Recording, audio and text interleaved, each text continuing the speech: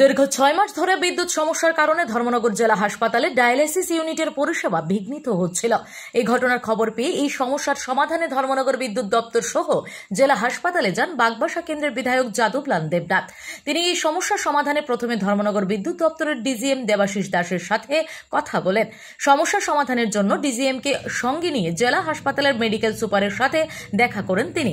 এরপরই মেডিকেল সুপারকে সঙ্গে নিয়ে জেলা হাসপাতালের ডায়ালাইসিস ইউনিট পরিদর্শন করেন বিধায়ক জানিয়েছেন তিনি জানতে পারেন জেলা হাসপাতালের ডায়ালাইসিস ইউনিটে জেনারেটর কানেকশন নেই, যার ফলে রোগীর ডায়ালাইসিস করার সময় বিদ্যুৎ চলে গেলে রোগীরা কষ্ট পাচ্ছেন। এই সমস্যার সমাধানে নেমে তিনি জানতে পারেন ডায়ালাইসিস ইউনিটে নিজস্ব বিদ্যুৎ ব্যাকআপের অনলাইন ইনভার্টারের ব্যাটারি নষ্ট হয়ে গেছে, যার ফলে বিদ্যুৎ চলে গেলে ডায়ালাইসিস পরিষেবা বিঘ্নিত হচ্ছে। তিনি এর জন্য জেলা হাসপাতালের অফিসারদের দায়ী করেন এবং বলেন এই বিষয়ে তাদের কেউ জানায়নি, জানালে আগেই ঠিক হয়ে যেত এই সমস্যা। তিনি বলেন রাজ্যের মুখ্যমন্ত্রী স্বাস্থ্য পরিষেবার উন্নতির জন্য দিনরাত কাজ করছেন। বাম আমলে অনেক দুর্নীতি হয়েছে, স্বাস্থ্য পরিষেবা খারাপ ছিল। তিনি ঘটনা জানতে পেরে ধর্মনগরের বিধায়ক তথা রাজ্য বিধানসভার অধ্যক্ষ বিশ্ববন্ধু সেনের সাথে কথা বলেছেন এবং এই সমাধানের জন্য অধ্যক্ষ বিধায়ককে সেখানে গিয়ে খোঁজখবর নিতে বলেছেন। সেজন্য তিনি আজকের মধ্যে এই সমস্যার সমাধান করবেন।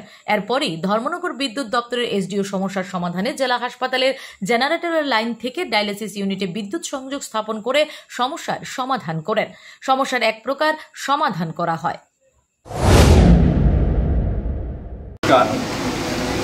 আমি গত 3-4 মাস আগে জানতে পারি যে এই ডায়ালিসিস রুমের মধ্যে জেনারেটর কানেকশনটা নেই। তো আমি নিজেও অসুস্থ, তো এটা নিয়ে বেশি আমি আলোকপাত করতে পারিনি। 1 মাস আগে আমার বাগবাসার কেন্দ্রের একটা রোগী এসেছিল এখানে ডায়ালিসিস করার জন্য। সেখানে সেই সময়ে বিদ্যুৎ চলে গিয়েছে এবং ডায়ালিসিস প্রক্রিয়া বন্ধ হয়ে যায়। আবার যখন বিদ্যুৎ এসছে তখন যখন শুরু হয়, এই যে গ্যাপিং পিরিয়ডের মধ্যে রোগীর খুব কষ্ট হয়, বিষয়টা বললো। তারপরে গত 15 দিন আগে আরেকটা রোগী এখানে এসে কারেন্টের যখন ছিল প্রবলেম ছিল, তো শিলচারে নিয়ে এটা ডায়ালিসিস করে এনেছে। Bureau report, S Bharat live 24 hours.